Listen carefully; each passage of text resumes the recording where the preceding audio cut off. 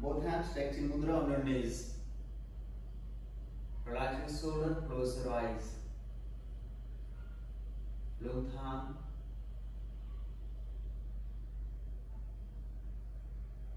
Just focus on your breath. Tập trung hít thở bình thường.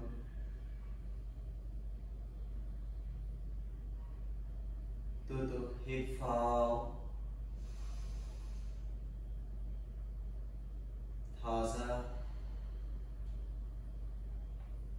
Hít vào,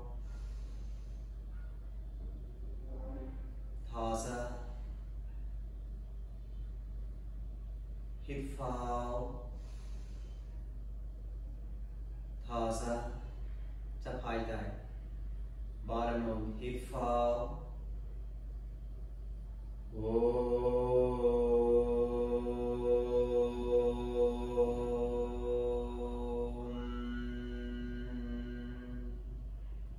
Hít vào.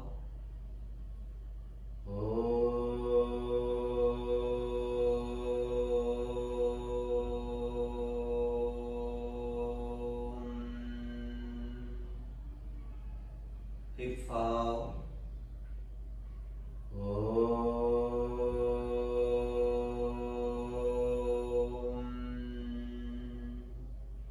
Hít vào, thở ra, xoa tay.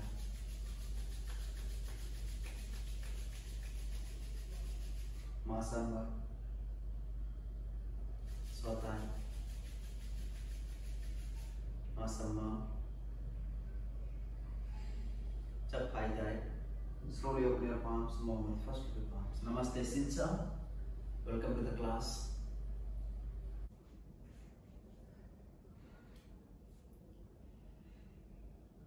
Hít vào lên hai tay, đan tay, thẳng tay mặt lên bàn tay. Tay đã sẽ chắp tay, thở ra xuống chán. Hít vào lên, đan tay, thẳng tay straight your arms, thẳng tay mặt lên bàn tay. Tay đã sẽ chắp tay, thở ra xuống chán. Hít vào lên hai tay, đan tay, thẳng tay mặt lên bàn tay. Tay đã sẽ chắp tay, thở ra xuống chán. Hít vào lên, đan tay, thẳng tay mặt lên bàn tay. Tay đã sẽ chắp tay, thở ra xuống chán. Hít vào lên hai tay, đan tay, thẳng tay dùng thở ra. 1, hít thở bên thuận. 2, 3, 4, 5, 6 mặt lên thẳng. Hít vào, tay sang ngâm tí, thở ra xuống. Tay phải, bàn phải, mặt lên lên. Hít vào lên hai tay,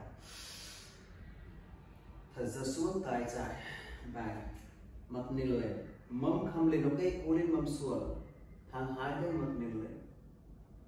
Hít vào lên tay, thở ra, bàn phải, mặt lên lên. Hít vào lên tay, thở ra, bàn. Hít vào lên tay, thở ra, bàn, mặt lên lên. Hít vào lên hai tay, thở ra, bàn. Hít vào lên hai tay, thở ra, bàn. Hít vào lên hai tay, center, thở ra, bàn. Hít vào lên, thở ra. Hít vào center, thở ra. Hít vào lên hai tay, thở ra. Dù hít thở bình thường mặt lên lên. 1, 2, 3, 4, 5, 6. Hít vào center, thở ra. Dù hold, hít thở bình thường. 1, 2, 3, 4 5 6 cam bạc. Hít fall in hai tay. Tay trái cầm đuôi chân phải, tay phải đặt sau cầm đuôi chân trái thô ra xoay lưng lên ra sau. Hít fall in hai tay. Tay phải cầm đuôi chân trái, tay trái đặt sau cầm đuôi chân phải thô ra xoay lưng. Hít vào, thở ra. Hít vào lên hai tay, thở ra. Hít vào lên hai tay, thở ra. Twist. Hít vào lên hai tay, ngước nhìn lên, thở ra. Hít vào lên, thở ra. Hít vào lên hai tay, thở ra. Hít vào lên hai tay, mặt nhìn lên, thở ra. Hít vào lên, thở ra. Hít vào lên hai tay, thở ra. Dù hít thở lên xuống, nhìn ra sau cầm đuôi chân trái xoay lưng. 1 2 3 4 5 6 lên hai tay, hít vào, thở ra. Another side. Dù hít thở lên xuống, xoay lưng.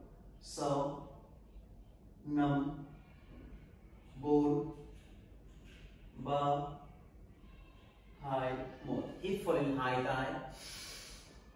Hai tay mong thô ra, lưng lên đằng đùi.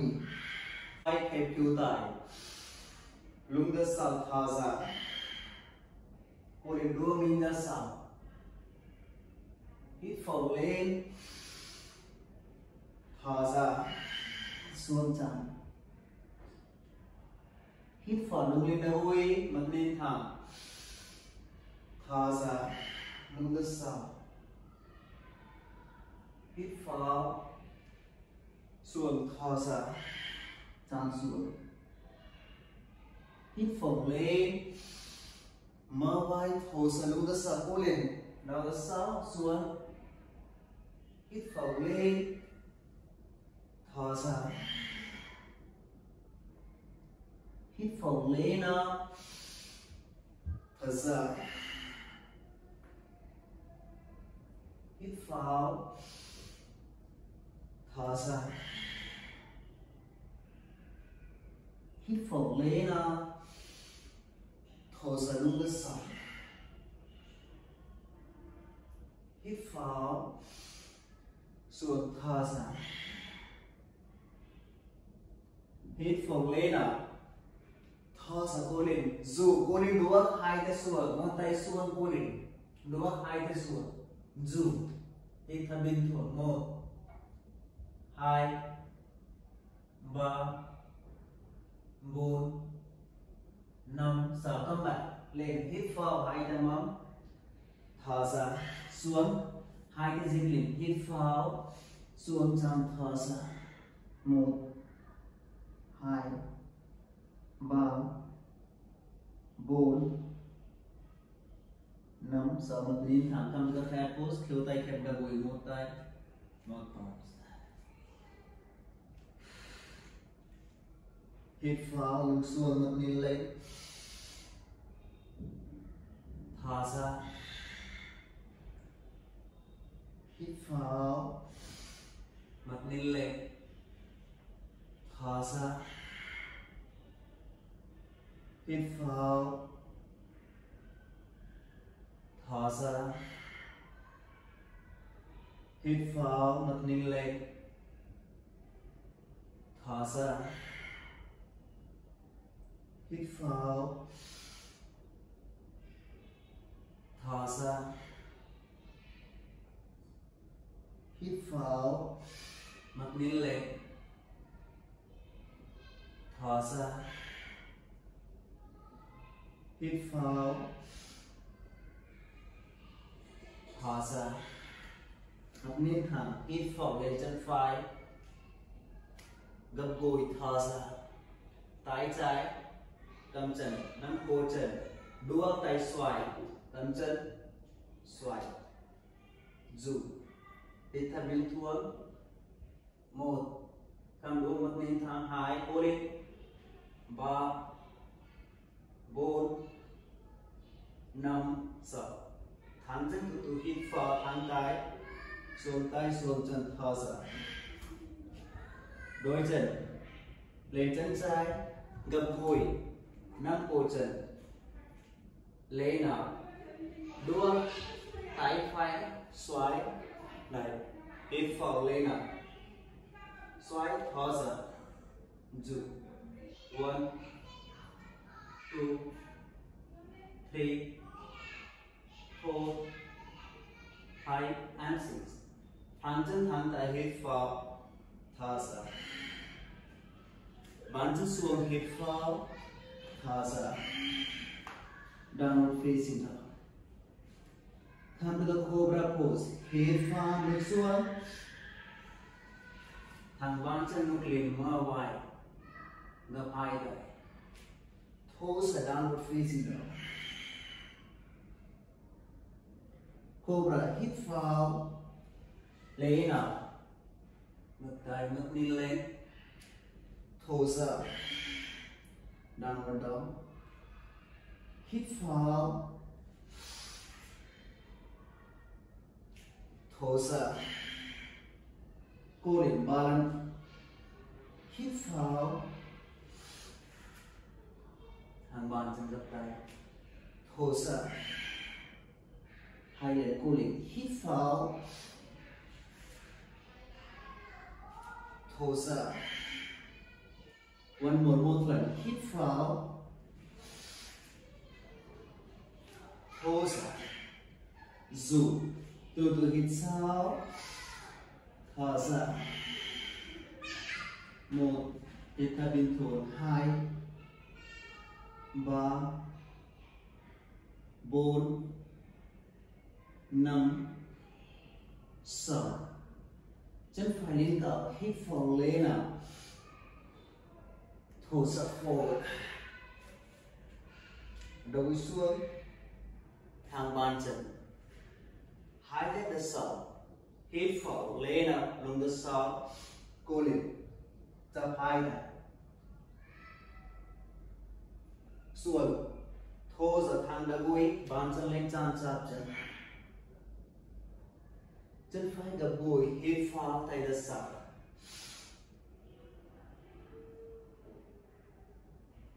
thở ra thang chân chạm chạm chân hít vào gập gối chân phải tay đặt sau thở ra thang chân bàn chân lên hít vào tay đặt sau cô lên thở ra hai lần hít vào thở ra one more một lần hít vào lên hai tay mắt lên thẳng hai tay xuống đất sau thở ra tay đất sau xuống đầu đất sau dù 1 2 3 4 5 6 lên hai tay hít vào mắt lên thẳng xuống tay thở ra hàng chân đỡ gối bàn chân lên hít vào tay dịch lên chán chạp chân thở ra 1 2 3 4 5 6 gập gối toes inside chân phải đặt sau lên cao hít vào lên up gập gối đặt sau xuống thở ra xuống tay xoay cô định đua hai tay xuống dù 1 2 3 4 5 6 xoay hít vào chân lên cao chân phải lên thở ra đi dần xuống gập gối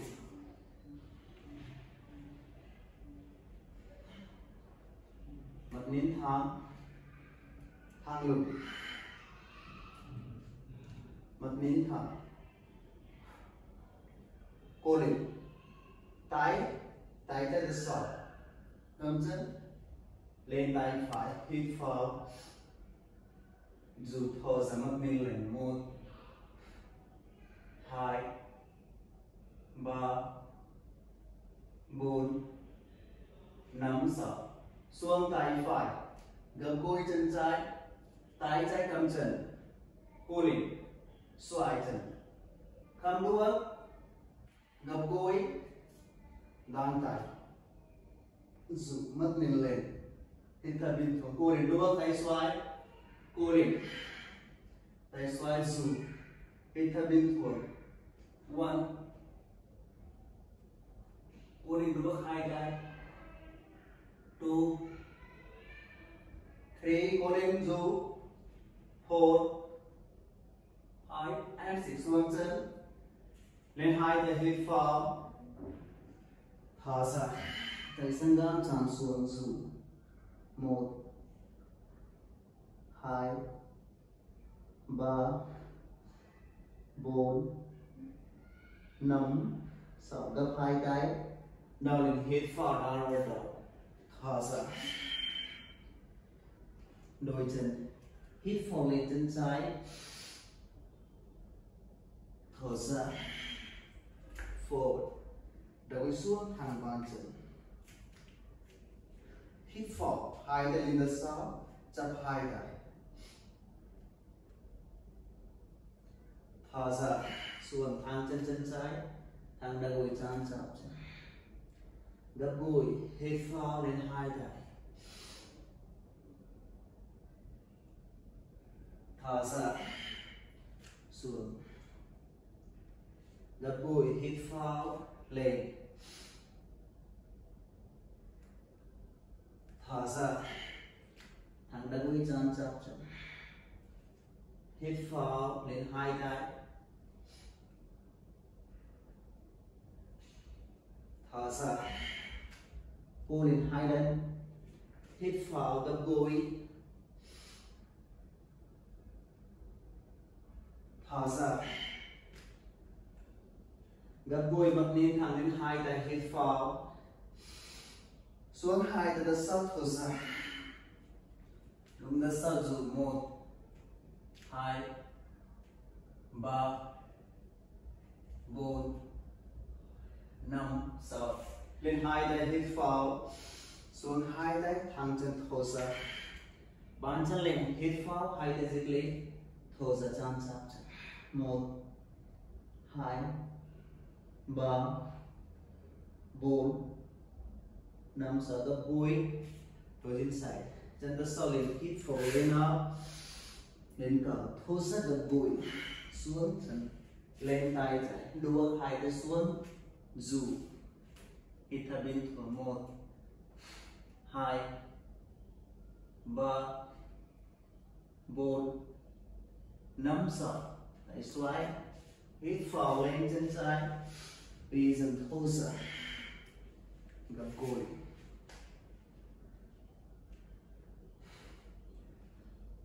mặt nhìn thẳng, tay phải đặt sau, cầm chân phải, hít vào lên tay trái, thở ra, dù ngước lên lên 1, 2, 3,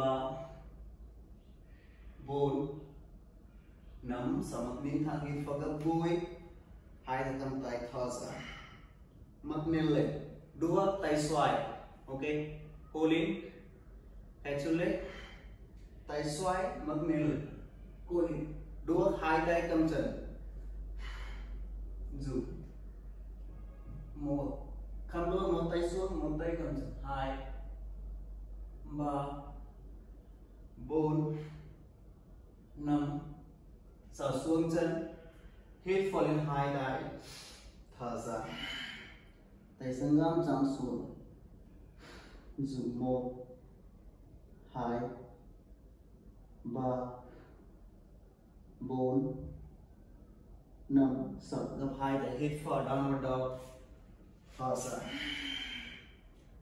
dù, từ từ hít sâu, thở ra, 1, dù 2, cô lên 3 4 5 6 đầu đi xuống hít vào mặt nên thẳng thở ra hai cái dịch lên cô lên nút cầm xuống mắt nhìn thẳng dù một mông lên cao 2 3 4 5 6 tiếp tục nút lên hít vào thở ra nằm xuống mặt nhìn thẳng gập hai tay cầm two tay thẳng bàn chân úp tay xuống mặt nhìn thẳng dù stay at 1 2 3 4 5 and 6 gập hai tay lên two tay lên khép hai tay mắt nhìn thẳng tay phải đỡ sáu cầm đuôi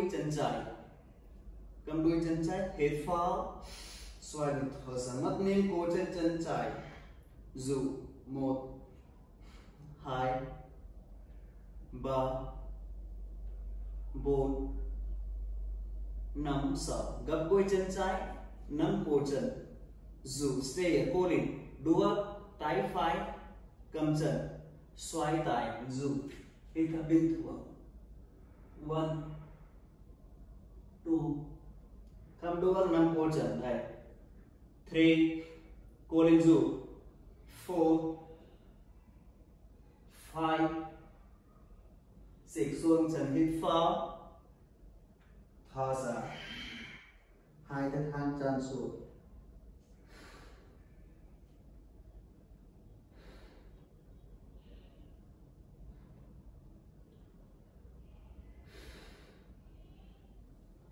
gập hai tay nút lên hít vào mặt lên thẳng khép tay thở ra hít vào tay trái đỡ sợ tâm đuôi chân phải thở ra xoay lủng mắt lên cổ chân phải 1 2 3 4 5 6 gập đuôi cầm chân hít vào dù thở ra đua tay xoay tay trái cầm chân hít vào thở ra dù hold 1 2 cô lên 3 4 5 and 6 xuống chân hít vào thở ra relax hai tay thẳng chân xuống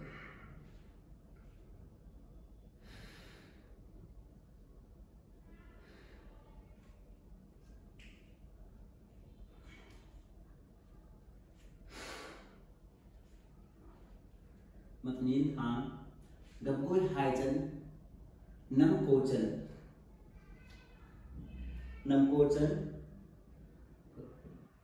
đua tay xoay này cái trước khi big toes ok lên hít vào thở ra xoay dù 1 thẳng đua nắm cổ chân lên ok đua tay xoay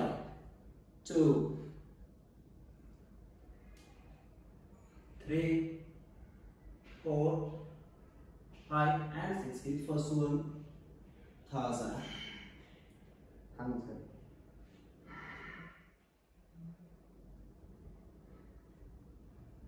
gập phải tay hít vào lên nặng nút lên thở ra chán cúi xuống chân relax the spine lưng thẳng chán xuống 1 2 3 4 5 6 lên hai tay hít vào lên nào lên đầu gối hai tay mong thở ra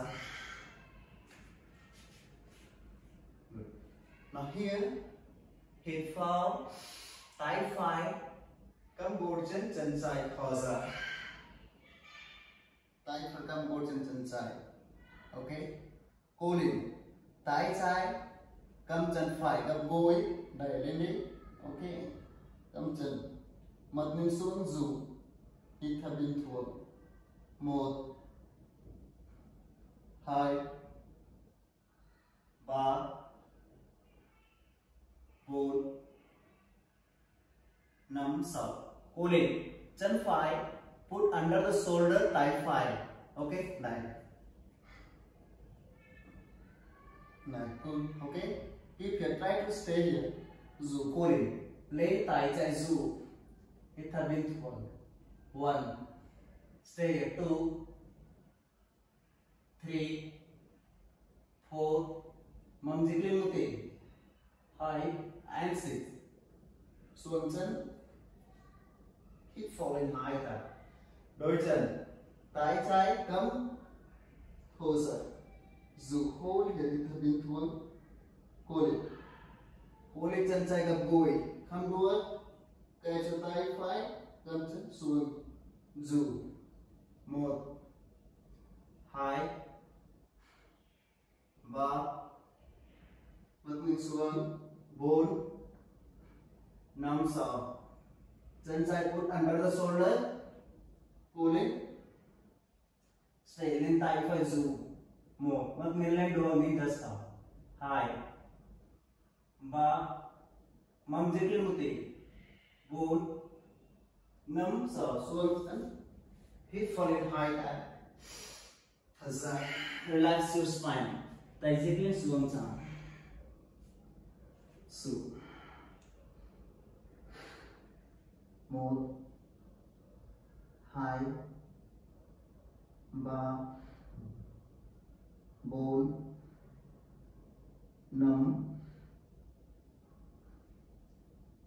6 mặt nhìn thẳng hít phồng lên up cross your leg thở ra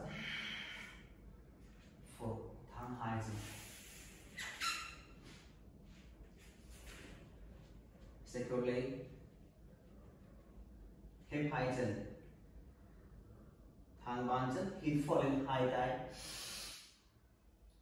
xuống thở ra cầm chân catch your big toes núp lên hít vào mặt nền lên để không đua hai chị ok hít vào lên up núp lên mặt nền lên chan chắp chân thở ra dù stay at dù 1 cô lên dù 2 3 4 5 6 lên 2 tay hít vào thật dài bàn chân đất sát xuống tay đất sát thang bàn chân mông lên hít phổ lên up dù thở ra 1 2 3 4 5 6 hít vào xuống thở ra gập gối hai chân nằm xuống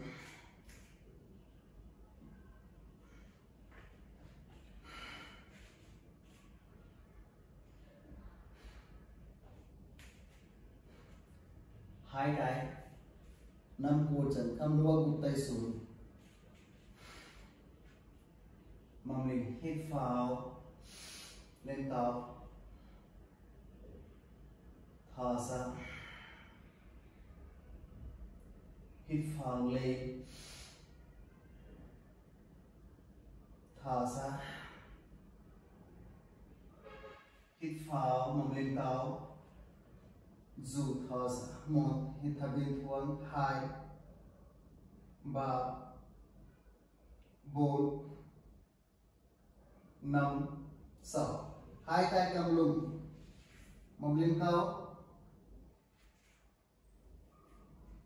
cầm lưng cô lên đua thang hai chân dù khép hai chân mông lên cao 1 thang bàn chân 2 3 4 5 6 gập gối hai chân hít vào lên hai chân cô lên một chân lên hai chân lên dù thô sở lên cao hai chân 1 cô lên mắm xuống tay 2 thang bàn chân 3 4 5 6 gập gối hít vào từ từ lưng xuống thở ra ôm chân dù 1 2, 3, 4, 5, 6. Xuống tay, hít vào, high to the south, pause. Two, hold it. 1,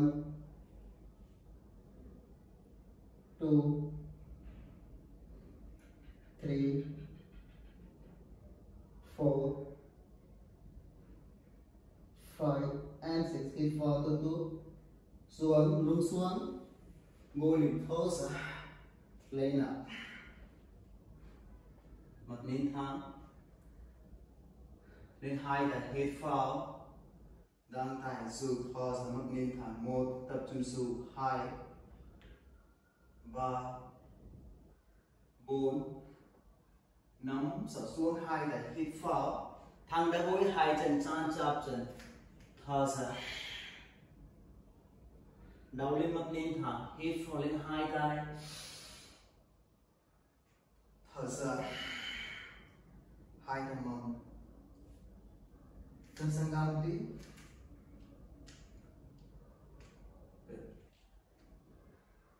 Hai tay mông.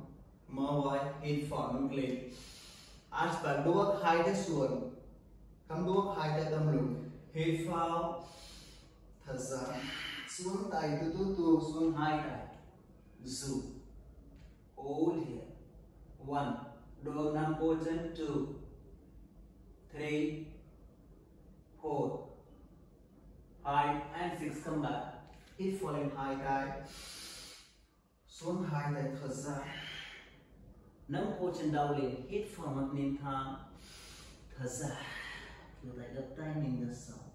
Dù. 1, 2, 3, 4, 5, 6. Lên 2 tay hít vào lên ra. Cố lên 2 tay đặt sơ xuống thô sở kế. Cầm đuốc 2 tay cầm lũng. Lại hít vào. Nín một lần. Hít vào nín thầy. Thả ra xuống. Đẩy xuống, ok. Cố lên đuốc 1 tay xuống. Cố lên đuốc 2 tay xuống. Ok. Cố lên. Cầm đuốc 2 tay xuống. Lung đất sọ. Ok. Cố lên. Hít vào. Thở ra. Xuống 1 tay xuống, 2 tay xuống. Cố lên. Dù stay 1, 2, 3, 4, 5 and 6. Come back. Hít vào lên 2 tay. Thở ra. 5 position. Hít vào đầu lên. Thở ra. Nhìn ra sau. 1, 2, 3, 4, 5, 6. Lên 2 tay hít vào. Twist. Thở ra. Tay trái cầm vai. Tay phải ra sau. Xoay lưng. Hít vào lên 2 tay. Thở ra. Hít vào lên. Thở ra. Hít vào lên. Thở ra. Hít vào lên 2 tay.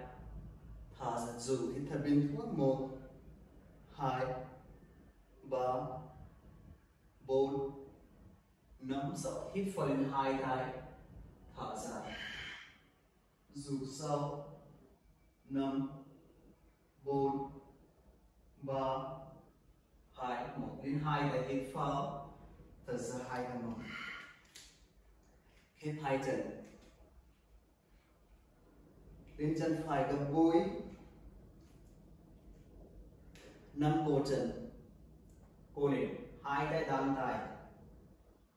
Mặt nín thẳng. Hít vào. Thở ra. Lên cao đầu gối. Dù hít thở bình thường. 1. Stay at high. Maintain your balance.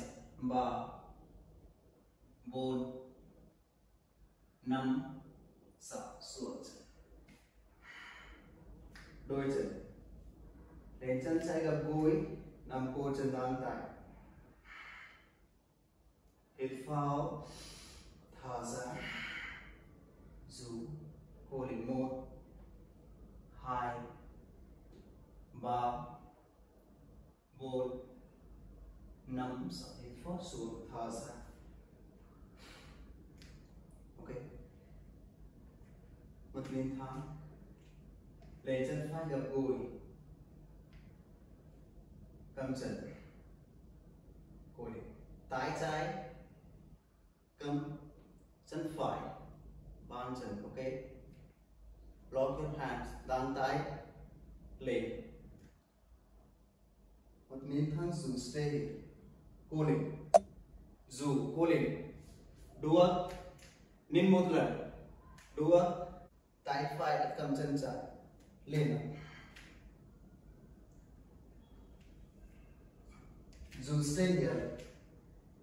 Ok, không đua, just catch your leg. Ok, stay, đan tay, dù, cố định, 1 2 3 4 5 6 xuống chân, đôi chân lên chân trái,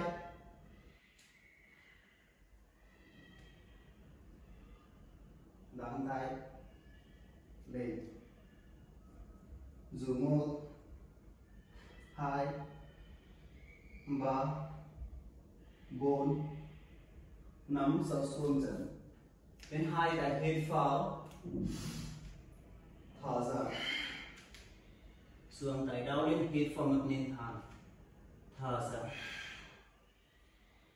chán chạp chân hít vào đau lên mặt nền thẳng, gập gối 2 chân gột chân lên 2 tay dù thở ra, đan tay, mặt nền thẳng, 1 2 3 4 5 6 xuống 2 tay hít vào, Sarvangasana, nằm xuống lên 2 chân dù thở ra, dù 1 mong lên cao 2 3 4 5 6 gập gối hít vào xuống thở ra, 2 tay cầm chân dù 1 2 3 4 5 6 2 tay sangam hít vào xuống phải thở ra, hít vào thở ra, hít vào center, thở ra, hít vào thở ra, hít vào center, thở ra, dù 1 2 3 4 5 6 hít vào center, thở ra, stay here 1 2 3 4 5 and 6 come back, hít vào cầm chân đau lên, thở ra, mũi cầm gối 1 2 3 4 5 6 đau xuống, hít vào rolling past 1 2 3 4 5 6 7 8 9 and 10. Thở ra, nằm xuống, thở lòng.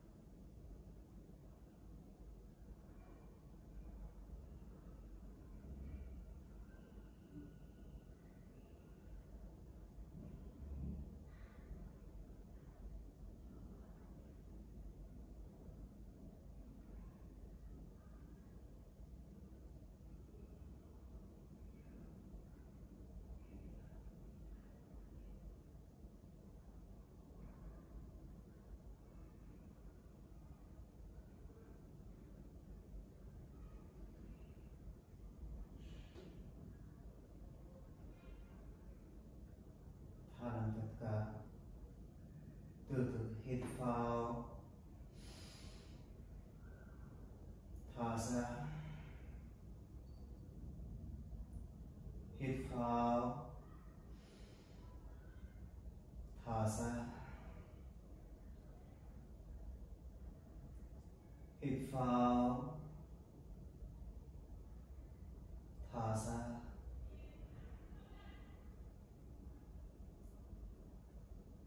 One more breath, hít vào, thả ra, thả lỏng.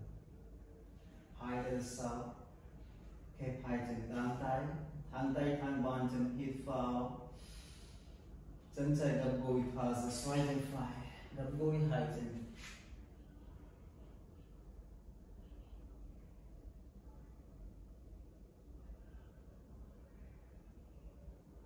Gối lên từ từ.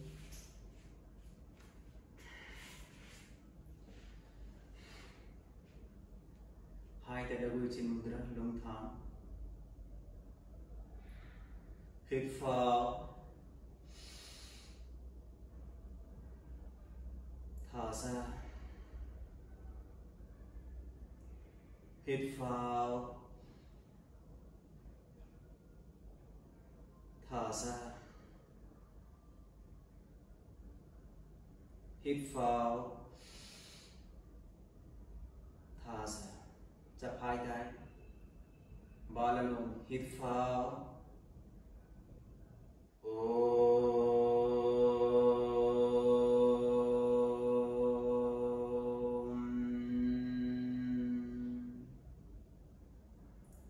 hít vào,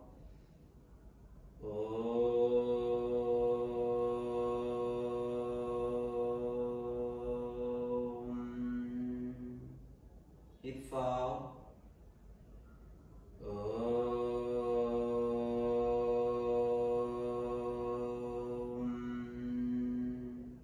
hít vào, thả ra sau tay. Masammat, sau tay. Masamma, sau tay. Masako, vai, kêu tay, co tay, bàn tay, chắp hai tay. Slowly open your palms, moment first look at your palms. Namaste Sinsa, thank you so much. Thank you.